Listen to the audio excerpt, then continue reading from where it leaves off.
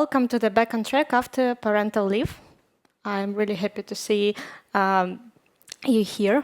I did this talk a year ago at Vox France, but of course I was competing with a very important thing as lunch, so I had 2 times less people, I guess.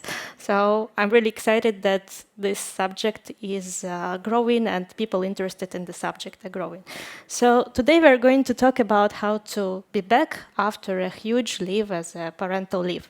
And of course, maybe you don't plan to have a baby, you don't plan to go on parental leave by yourself, maybe your partner will, maybe your colleague will, maybe you will become a manager where your colleague will be on parental leave. And I think it's very important that you understand the needs, the struggles, and you'll just be a better colleague for that person and help to onboard and to bring this person back. So a few words about myself. I am a staff software engineer at Sonar. Probably raise your hands if you know SonarQube.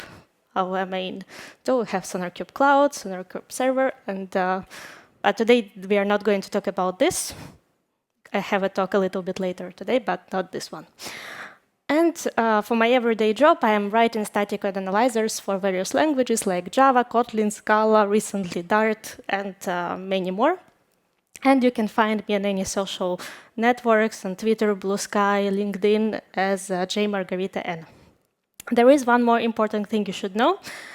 I'm Ukrainian, I was born and raised in Kyiv, and while we are here at this nice conference, Ukraine is struggling and fighting for our freedom. And thanks a lot, United Kingdom, for supporting Ukraine. And if you still have some money left after buying ticket to Devox, you can use this link. Or you can look at this after I share the slides to make a small donation. This will help Ukraine a lot. So thanks a lot. The most important part is done. Let's continue. So my story started around 4 years ago when I looked like this. I was far in my pregnancy, but I didn't realize this. I didn't realize what's going to happen, that I'm going to be on parental leave. And I was working till the end, I was pretty productive, I was achieving a lot of great stuff, and I was not noticing that I'm pregnant. Like I had some back pain, I had some problems, it was hard to stand, but in general, I hope nothing affected my brain, I was still productive. And then there was one episode. It was a winter party, a Christmas party organized when I can see all my colleagues, and all the conversations looked like this. Hey, when is your due date? Do you know if it's a boy or girl? Oh, do you know how you're gonna name him? And first person said this, second, third, 10th, 20%, and almost everybody I talked to were talking about my future baby and not about me. And then I was like, am I secondary now? Why nobody is asking me about what I achieved at work? I've been doing some great stuff. It was recently my interview on Talking Kotlin, and nobody was talking about this. Everybody was talking about my bump. And I felt upset. I felt like, okay, things gonna change. Probably nobody see me as a professional anymore. And then I thought okay, I will fix this. I will prove it's not. And this is the first advice I can give you. Just have a plan. In order to eliminate all your fears, all your problems, all future obstacles, just start preparing for coming back to work as soon as possible. The earlier you do, you don't have to be already on parental leave to start preparing to coming back. That's what I did. I said, I will just have a plan, and here's my plan. I'll start my morning with one lead code task. I'll be reading software news every day. I'll be doing one framework, learning one framework every month. Of course, by the end of my maternity leave, I'll develop one application. And of course, I'll be contributing to open source. Most of the people maybe who already have kids, they're laughing because what happened? My son was born. My morning didn't start with lead code, and it didn't start with coffee. It started with a struggle for surviving. Of course, I was barely able to keep up with the general world news, especially when the war started. Then one framework every month, okay, forget about this. Develop a new application, of course, no. And sorry, open source, I love you, but not this time. So my son was 2 months old, And then I realized that I did nothing from the plan I wanted. I spent no time doing my personal development. And it was the time when I had to take off my pin glasses and face the truth. Truth is that raising a child is hard. It's super hard. It's extremely hard. It's it's the hardest job I have been ever doing in my life. I can spend a lot of time at work. I can do some interesting stuff in static analysis, but it's not even close to taking care of a small little being to keep this little human being alive. And of course, it's not paid. And of course, you don't have vacation there. And it's so easy to screw up. Another sad point, you'll miss the opportunities. While you're here changing diapers, there are your colleagues who are actually doing lead code, who are actually taking opportunities to lead, who are getting promoted, learn new frameworks, and you're missing these opportunities. And of course, at some level, you'll have to restart, because you have to accept you'll have this gap. You need to devote this time to your kid, and of course, you have this gap in your career. But I believe in you, you'll make it. Millions of women, millions of men are doing it every year, so we'll probably make it too. So another advice that I can give you is managing expectations. Manage expectations towards yourself, manage expectations towards your work, towards your kid, and just understand what you are working with. It's hard, there is nothing wrong in having a plan itself. The plan itself was unrealistic, and you probably know that having unrealistic expectations can be frustrating and demotivating. So what I did, I just changed my plan and made it more realistic.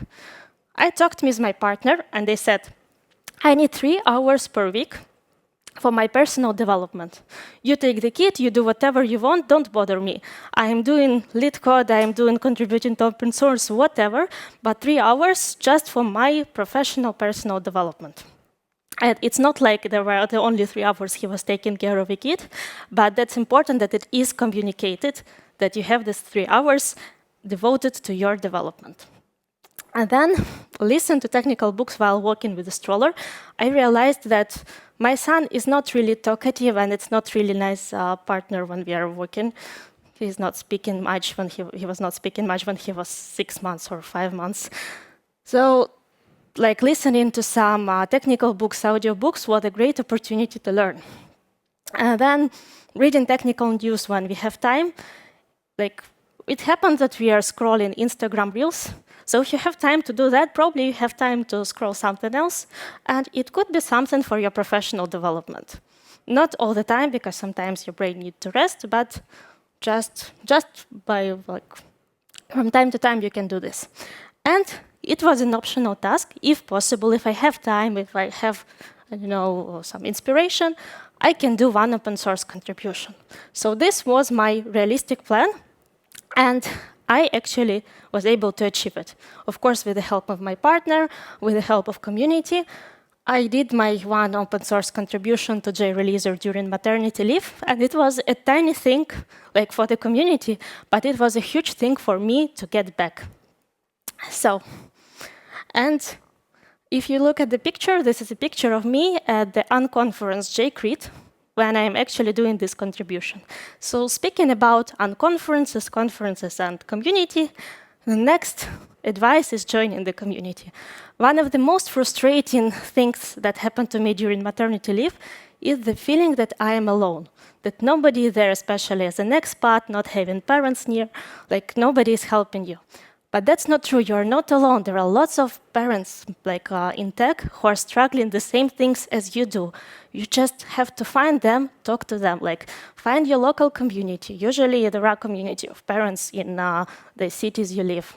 Maybe join technical community. I think Lisa will be here tomorrow or this at Devox UK will also bring her kid, Trisha, and there are also parents, and there are also incredible women in tech, and here you can find a lot of great parents in tech as well.